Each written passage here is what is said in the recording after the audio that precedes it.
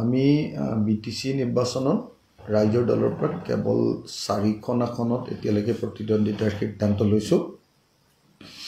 আৰু সেইটো বেসিক্যালি আসলতে আমি ভাবো যে বিটিসি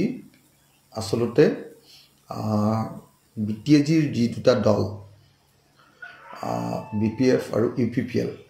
আমি ভাবো যে তেওঁলোকৰ মাজতে আসলতে প্ৰতিদ্বন্দ্বিতা হোৱাটো আটাইতকৈ গুৰুত্বপূৰ্ণ কথা কোনো ৰাষ্ট্ৰীয় দলে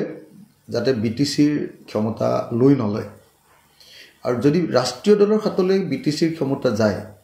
তেতিয়ালে মই ভাবো যে অতি সোনকালে আকৌ বিটিসিত মানে আপোনাৰ আন্দোলন আৰম্ভ হ'ব আকৌ মানুহে প্ৰতিবাদ আৰম্ভ কৰিব আকৌ বিটিসি এলেকাৰ মানুহে আপোনাৰ এটো আপোনাৰ অহিংসা আন্দোলনে হোক বা অন্য ধৰণৰ আন্দোলনে হোক সেই আন্দোলনবিলাক পুৰা ষ্টাৰ্ট কৰি দিব সেইকাৰণে মই ভাবো যে আমি আটাই মনত ৰখা দৰকাৰ যে বিটিসিৰ ক্ষমতা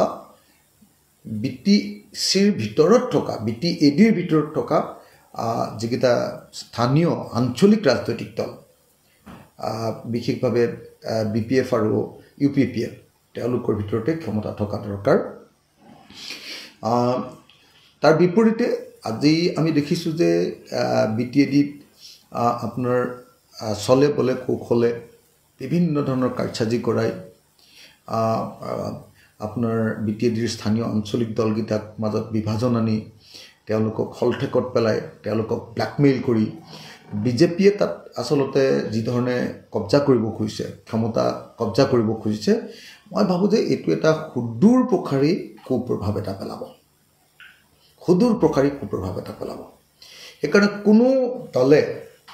বেসিক্যালি অসম ভিত্তিক বা ৰাষ্ট্ৰীয়তাবাদী দল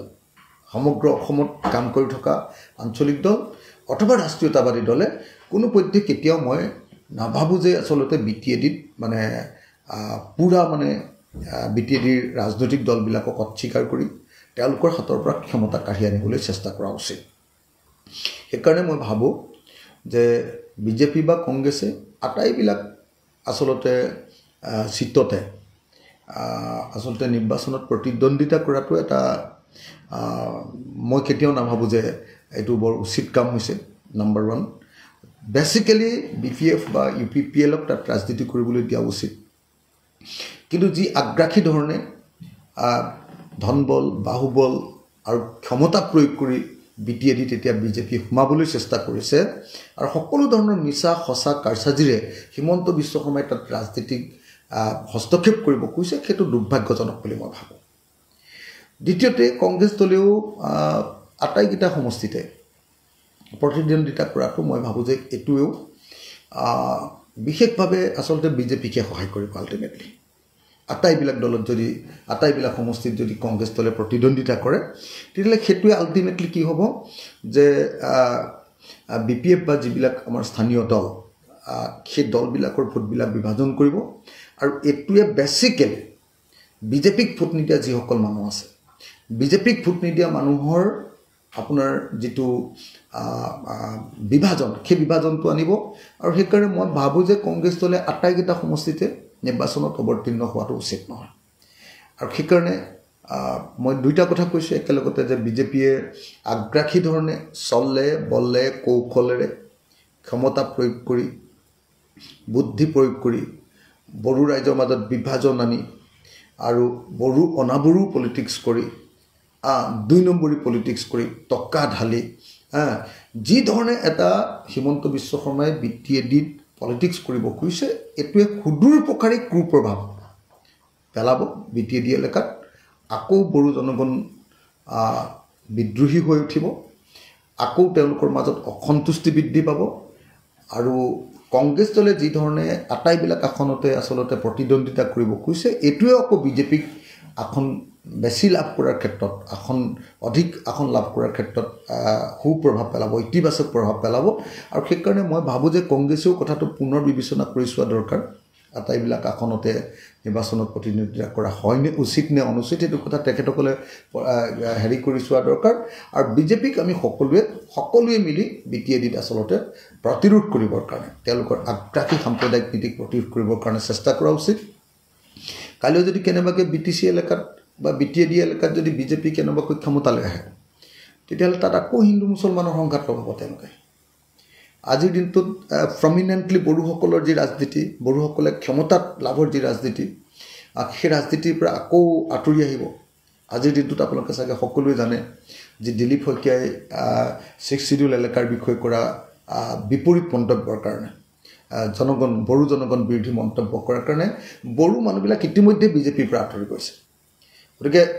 বিজেপিয়ে এতিয়া অবড়োসকলৰ মাজৰ পৰাই ভোট ল'বলৈ চেষ্টা কৰিছে আৰু অবড়োসকলৰ ভোট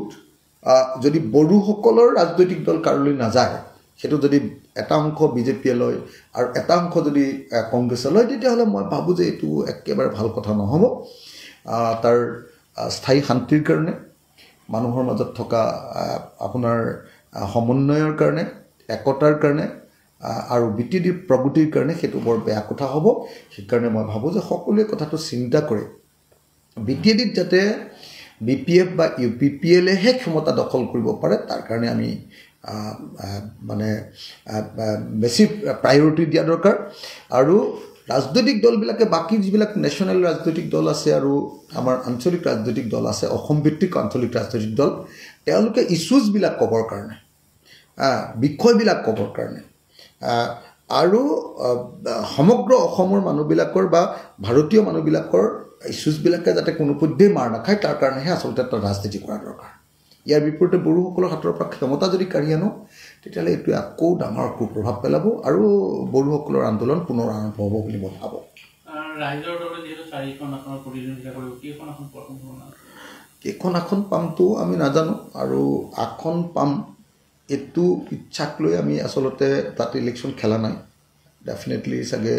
আমি 1-2খন আসন পাই যাম কিন্তু আমি সেইটোৰ কাৰণে খেলাই নাই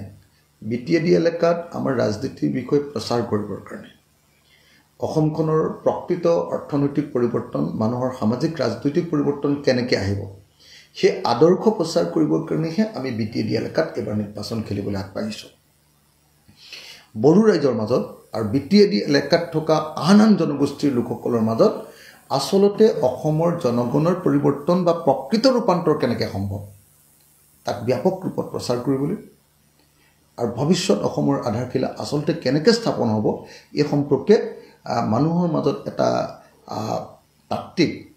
দাৰ্শনিক এটা মতাদৰ্শগত এটা অৱস্থান যাতে আমি তুলি ধৰিব পাৰোঁ তাৰ কাৰণে আমি BTAD এলেকাত নিৰ্বাচনত অৱতীৰ্ণ